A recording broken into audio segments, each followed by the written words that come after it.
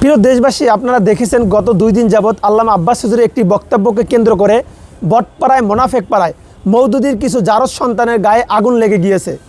আসুন আমরা দেখে নেই আল্লামা আব্বাস হুজুরের সেই বক্তব্যটি কী ছিল, যেই বক্তব্যের কারণে মওদুদীর জারজ সন্তানের গায়ে আগুন লেগে গিয়েছে। আমাদের দেশে কিছু মৌলবী সাহেব আছে, এটি দোয়াই করে কবে বন্যা হবে, তুফান হবে, ফাউন্ডেশন আছে, টাকা তুলো, খাও দেও। প্রিয় দেশবাসী, আপনারা আল্লামা আব্বাস হুজুরের বক্তব্য শুনেছেন। আল্লামা আব্বাস হুজুর এখানে বলেছেন যে আমাদের দেশে কিছু মৌলবী আছে যাদের কাজই হলো দোয়া করা বেশি বেশি যেন বন্যা হয়। বন্যা আসলে তাদের ফাউন্ডেশনে, তাদের ফান্ডে টাকা জমা করে এবং সেই টাকা দিয়ে তারা ত্রাণ দেয় এবং নিজেরাও কিছু পকেটে ঢুকায়। এটাই ছিল আল্লামা আব্বাস হুজুরের বক্তব্য। একটা বিষয় ভালো করে লক্ষ্য করুন, আল্লামা আব্বাস হুজুর কিন্তু এখানে কারো নাম নেয় নাই।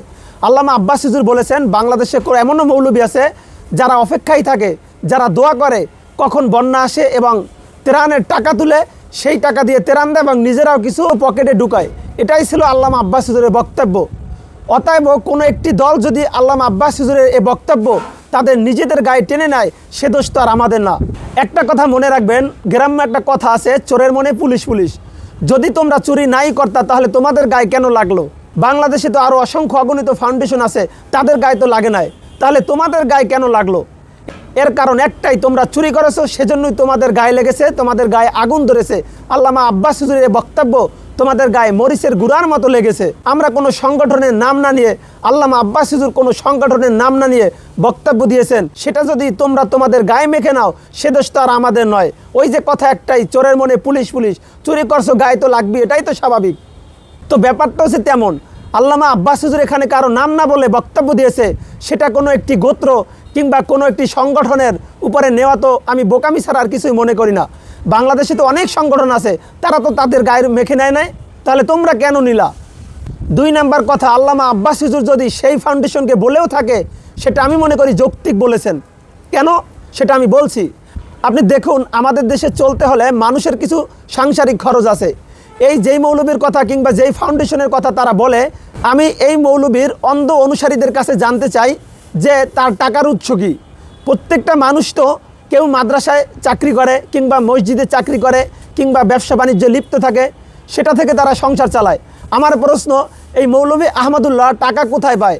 সে তো বিলাসবহুল জীবনযাপন করে, তাহলে তার টাকার উৎস কী সেটাও জনগণ জানতে চায়।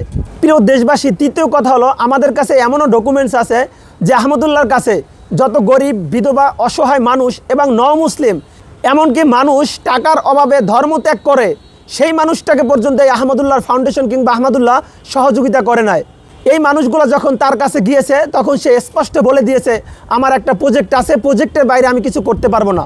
আমার প্রশ্ন হলো, মানুষ যখন তাকে টাকাটি দেয়, মানুষ যখন ফান্ডে টাকা দেয়, তার আসুন্নাহ ফাউন্ডেশনে যখন মানুষ টাকা দেয়, তখন কি মানুষ বলে দেয় যে এটা তুমি তোমার প্রজেক্টে ব্যবহার করবে, এছাড়া কাউকে দেওয়া যাবে না? মানুষ, দেশের মানুষ যখন এই আসুন্নাহ ফাউন্ডেশনে টাকা দেয়, তখন তাদের চিন্তা থাকে যে এই টাকা দ্বারা গরিবদের দেওয়া হবে, এই টাকা দ্বারা অসহায় এবং বিধবা মানুষকে সাহায্য করা হবে, গরিবদেরকে সাহায্য করা হবে। মানুষ এই চিন্তা চেতনা নিয়ে আসুন্নাহ ফাউন্ডেশনে দান করে। অতএব এই আহমদুল্লাহ কি করে?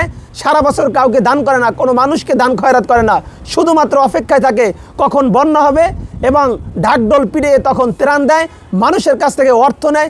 আমার প্রশ্ন, সেই অর্থগুলো সে কী করে? সে তো অর্থগুলো গরিবকে দিচ্ছে না, সে তো অর্থগুলো কোনো বিধবা মানুষকে দিচ্ছে না, সে তো অর্থগুলো কোনো অসহায়কে দিচ্ছে না। তাহলে তার এই ফাউন্ডেশনের কাজ কি? বছরে বছরে বন্যা হবে আর সেই অপেক্ষায় থাকবে। সেজন্যই আল্লামা আব্বাস হুজুর বলেছেন যে বাংলাদেশে কিছু মৌলবী আছে যাদের কাজই থাকে, যারা অপেক্ষাই করে কখন বন্যা আসে আর মানুষকে ত্রাণ দিবে। মূলত এই দিক চিন্তা করি আল্লামা আব্বাস হুজুর হয়তো বলেছেন। আল্লামা আব্বাস হুজুর দেখেছেন এই মৌলবী কাউকে সহযোগিতা করে না, যারা দান খয়রাত আনতে যায় তাদেরকে সহযোগিতা করে না, বলে আমার প্রজেক্ট আছে, আর সে প্রজেক্ট হলো তার বন্যা আসবে, বন্যার সময় কিছু মানুষকে সহযোগিতা করবে। সেদিক থেকে আল্লামা আব্বাস হুজুর বলেছেন যে কিছু মৌলবী আছে তারা অপেক্ষা করে কখন বন্যা আসবে এবং দোয়া করতে থাকে কখন বন্যা আসে।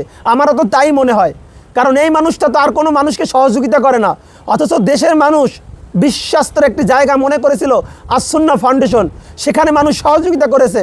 কিন্তু আমরা কি দেখি, এই আহমদুল্লাহ আসুন্নাহ ফাউন্ডেশন কাউকে সহযোগিতা করে না।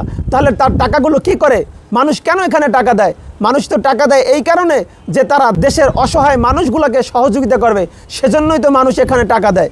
প্রিয় দেশবাসী, এই দিকগুলো লক্ষ্য করে যদি আল্লামা আব্বাস হুজুর বলেও থাকেন এই ফাউন্ডেশনকে, আমি মনে করি সেটা 100% সঠিক বলেছেন হুজুর।